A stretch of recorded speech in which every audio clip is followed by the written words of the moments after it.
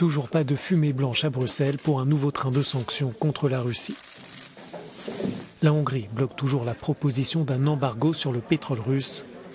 Les ministres des Affaires étrangères de l'Union européenne ne sont pas parvenus à surmonter les réticences hongroises. Budapest demande des moyens supplémentaires pour garantir la construction de nouvelles infrastructures énergétiques. La Commission européenne a provoqué le problème avec sa proposition. Il est légitime pour la Hongrie et le peuple hongrois de trouver une solution pour financer les investissements et pour compenser ou prévenir les augmentations de prix. Cela va nécessiter une modernisation complète du dispositif énergétique hongrois, évalué entre 15 et 18 milliards d'euros. Pour le ministre lituanien des Affaires étrangères, il faut trouver une solution car il n'est pas admissible qu'un État membre puisse bloquer la décision de l'ensemble de l'Union.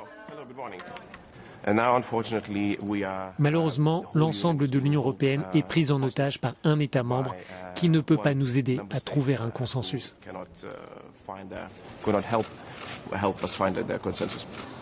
Selon le chef de la diplomatie européenne, les discussions avec Budapest sont désormais techniques afin d'évaluer les moyens nécessaires et le calendrier des efforts à fournir. Mais Josep Borrell assure qu'il y a une compréhension commune de l'objectif. Une chose est claire pour tout le monde au Conseil. Dans l'Union européenne, nous devons nous débarrasser du pétrole et du gaz qui viennent de Russie. Nous devons nous débarrasser de notre grande dépendance qui nous rend très vulnérables. La République tchèque, la Bulgarie et la Slovaquie dépendent aussi fortement des hydrocarbures russes.